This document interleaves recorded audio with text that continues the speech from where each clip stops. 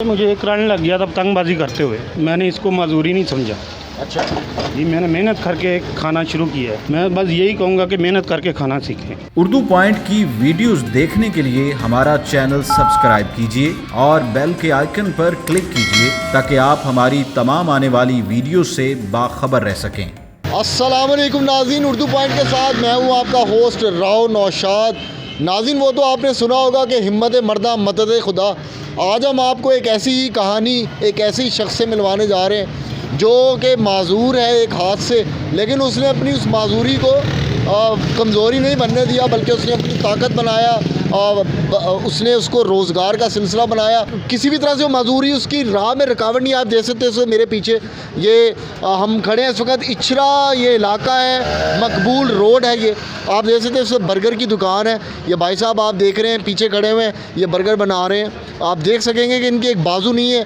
आइए इनसे जानते हैं कि ये सिलसिला जो है वो कैसे शुरू हुआ, कब उन्हें माजूरी का सामना करना पड़ा और कैसा जो है वो उनका काम चला। आइए हम उनसे बात करते हैं। अस्सलाम वालेकुम जी। वालेकुम अस्सलाम। क्या नाम है आपका? मोहम्मद गफ़ार। अच्छा गफ़ार साहब, ये बताइएगा कि हम देख रहे हैं कि आपकी एक बाजू नहीं है, ये आपके साथ क्या हुआ था? ये मुझे करंट लग गया था पतंगबाजी करते हुए। अच्छा, पतंगबाजी करते हुए करंट लगा था। जी, कितना अर्सा पुरानी बात है? ये तकरीबन 25-30 साल पुरानी बात है। अच्छा, हट्टे कट्टे लोग होते हैं, जी, भीख मांगना शुरू हो जाते हैं। आपकी तो बाजू चली गई, तो आपको कभी नहीं जहन में कुछ ऐसा आया कि मैं इसको जो है वो? नहीं सर, मैंने इसको मजदूरी नहीं समझा। अच्छा जी, मैंने मेहनत करके खाना शुरू किया है। ठीक है। तो कितने अरसे से ये दुकान चला रहे हैं? तकरीबन 18 साल से। अच्छा, ये भी बताइएगा फार साहब के काम करते हुए ये बाजू जो है, माजूर जो आपका बाजू है ही नहीं, ये कभी राह में रुकावट तो नहीं आता? नहीं सर, रुकावट नहीं कभी बना। अच्छा, जो मोहल्लेदार हैं, जो आपके दोस्त आपके पास आते हैं, तो वो क्या कहते हैं, हौसला बढ़ाते हैं? जी बिल्कुल बढ़ाते हैं।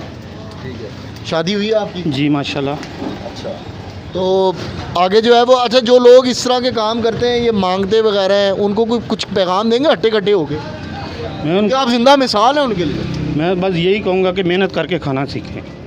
जी बिल्कुल, आप सुना है कि उनका ये कहना है कि मेहनत करके जो है खाना चाहिए। इस वक्त हमारे साथ यहाँ पे बच्चे मौजूद हैं, शायद ये यहाँ पे बर्गर खाने आए। इनसे पूछेंगे कि यहाँ पे इस शॉप पे कब से बर्गर खाने आ रहे हैं। अस्सलाम वालेकुम। वालेकुम अस्सलाम। अच्छा बेटा, ये बताओ कि बर्गर खाने आए हैं, जी, कब से खा रहे हैं यहाँ पे बर्गर? जब छोटे होते। अच्छा, तो कैसा बर्गर बनाते हैं? बहुत अच्छा।